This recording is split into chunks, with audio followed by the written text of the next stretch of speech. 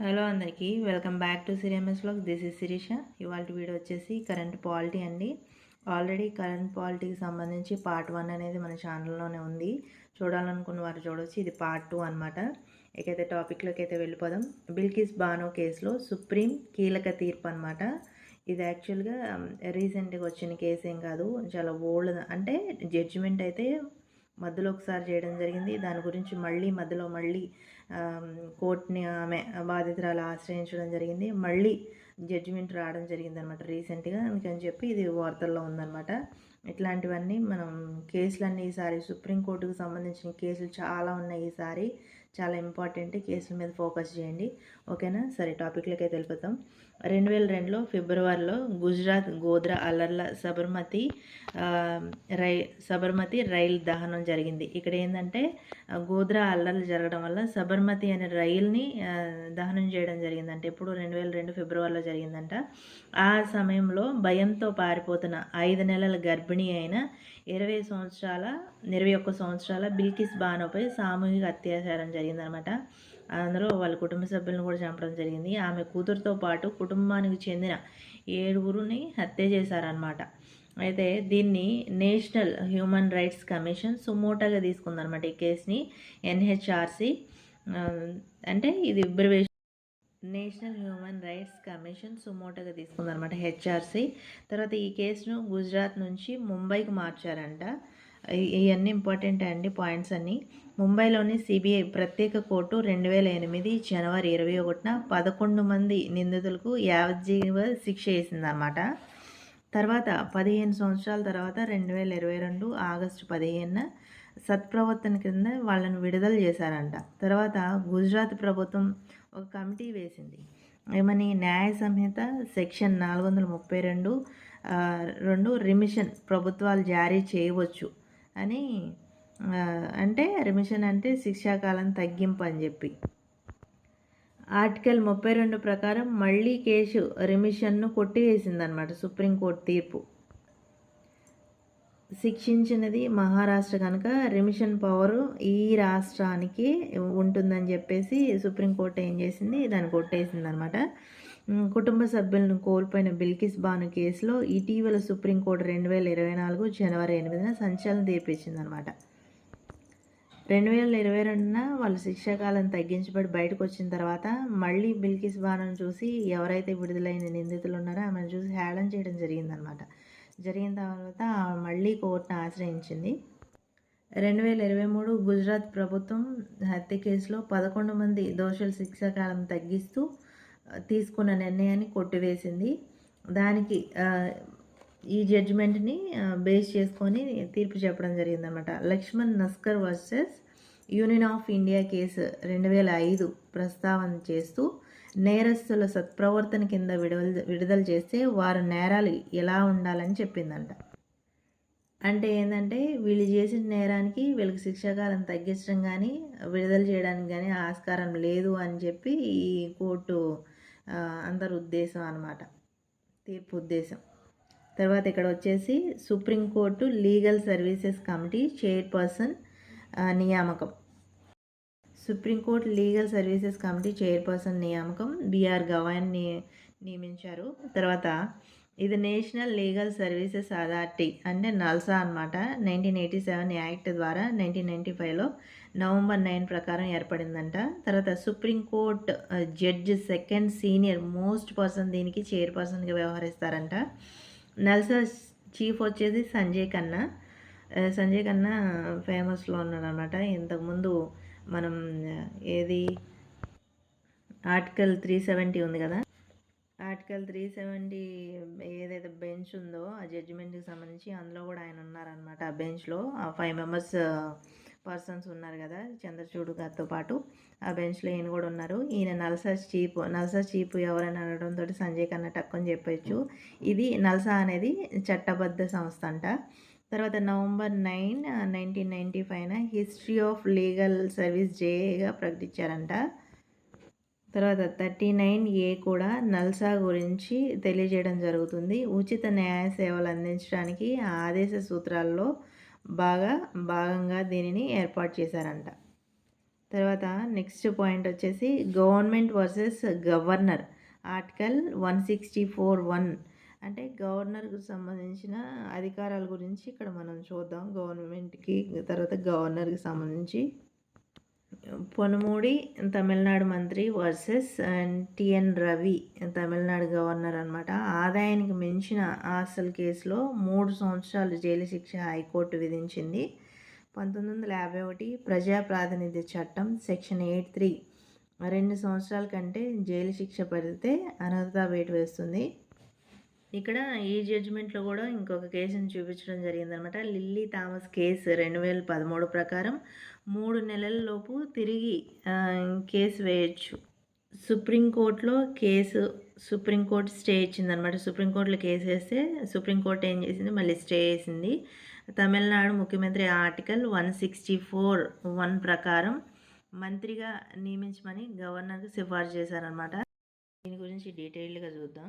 ఈ government versus governor article 164(1) అనేది ఇది యాక్చువల్గా మీరు సబ్జెక్ట్లో పాలిటీలో ఈ క్లాజ్ ఉంది కదా, ఈ ఆర్టికల్ మీరు చదివినట్లయితే 164(1) అనేది మీరు క్లియర్గా చదివినట్లయితే మీకు అర్థమవుతుంది.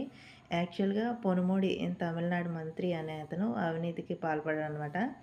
ఈయన మీద ఏం చేశారంటే వీళ్ళిద్దరికి సంబంధించిన కేసు అనమాట. టిఎన్ రవి తమిళనాడు గవర్నర్ అనమాట. అయితే ఆదాయానికి మించిన ఆస్తుల కేసులో 3 సంవత్సరాలు జైలు శిక్ష హైకోర్టు అనేది మంత్రికి విధించడం జరిగింది. తర్వాత 1951 ప్రజా ప్రాతినిధ్య చట్టం సెక్షన్ 8(3) 8(3) ప్రకారం 2 సంవత్సరాలు కంటే జైలు శిక్ష పడితే అనర్హత వేటు వేస్తారనమాట. ఇతను మంత్రి కదా, ఇతన్ని మంత్రిగా మంత్రి పదవికి అనర్హత వేటు వేయడం జరుగుతుందన్నమాట. అయితే ఈ కేసులో లిల్లీ థామస్ కేసు అనేది తీసుకోవడం జరిగింది 2013 ప్రకారం అనమాట. ఇది లిల్లీ థామస్ కేసు కూడా ఒకసారి చూడండి. తర్వాత 3 నెలల లోపు తిరిగి కేసు వేసుకోవచ్చు అనమాట. ఎవరు ముఖ్యమంత్రి మళ్ళీ తిరిగి దీని మీద డిఫెన్స్ చేసుకోవచ్చు అనమాట.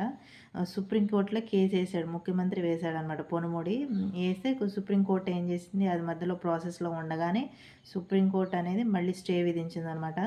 తమిళనాడు ముఖ్యమంత్రి ఆర్టికల్ 164(1) అనేది ఇతనికి ఉన్న రైట్ అనమాట.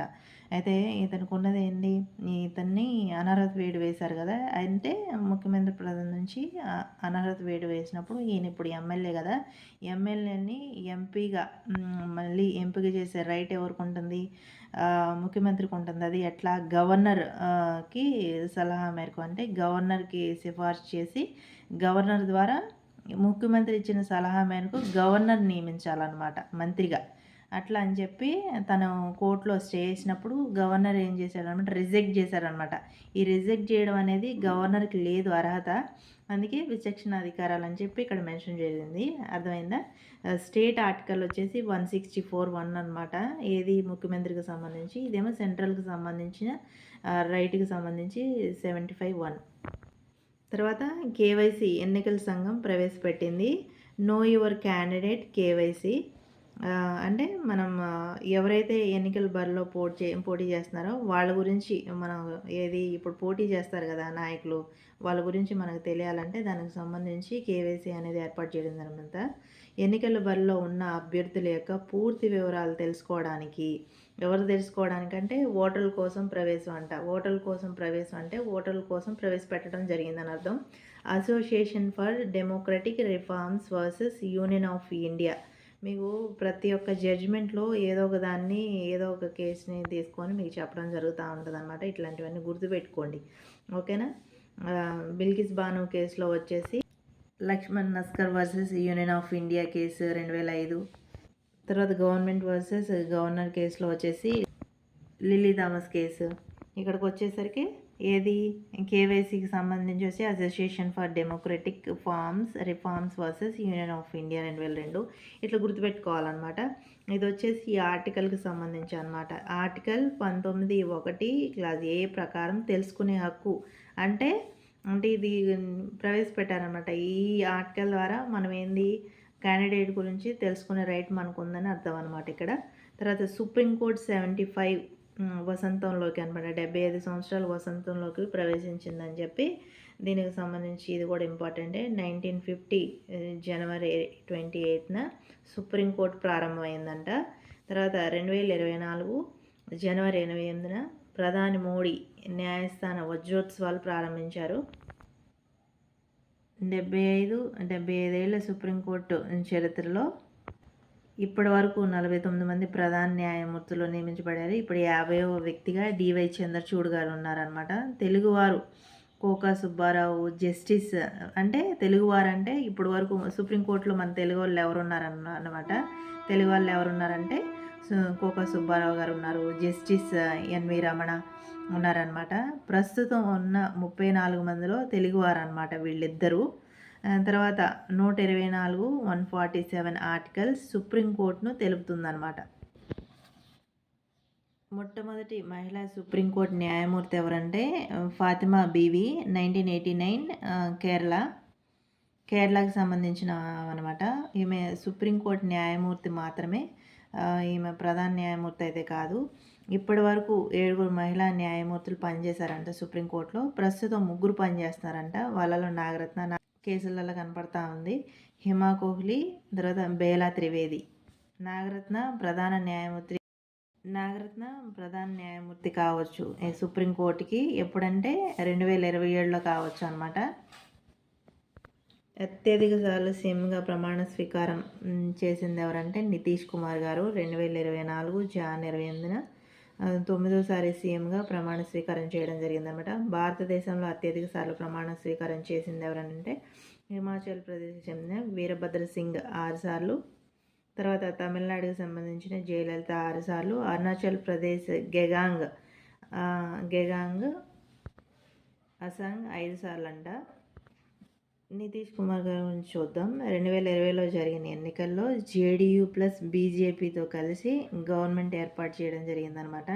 తర్వాత 2022లో జేడీయూ ప్లస్ బీజేపీ నుండి బయటికి వచ్చి ఐఎన్సీతో జతగట్టి ఇది ఇండియా కూటమి అంట. తర్వాత 2024లో జేడీయూ ఐఎన్సీ నుండి విడిపోయి బీజేపీతో గౌట్ ఫామ్ చేసిందంట. ఇక్కడ ఎన్డీఏ వచ్చేసి 1918లో ఏర్పడింది. ఇండియా కూటమి వచ్చి 2023లో. పార్టీ ఫిరాయింపుల నిరోధక చట్టంపై కమిటీ, లోక్సభ స్పీకర్ ఓం బిర్లా ఏర్పాటు, రాహుల్ నర్వేకర్ నేతృత్వం అన్నమాట, మహారాష్ట్ర స్పీకర్. ఇక్కడ మీకు అర్థమైందా? పార్టీ ఫిరాయింపుల నిరోధక చట్టంపై ఒక కమిటీ వేశారు కదా, దానికి లోక్సభ స్పీకర్ ఓం బిర్లా అనే అతను ఏర్పాటు చేయడం జరిగింది. రాహుల్ నర్వేకర్ నేతృత్వంలో మహారాష్ట్ర స్పీకర్ నియమించడం జరిగింది. కమిటీకి సంబంధించి ఇది చెప్పేది. తర్వాత 1985 రాజీవ్ గాంధీ 52వ రాజ్యాంగ సవరణ ద్వారా 10వ షెడ్యూల్లో చేర్చారు. పార్టీ ఫిరాయింపుల నిరోధక చట్టానికి 91వ రాజ్యాంగ సవరణ కూడా చేశారంట.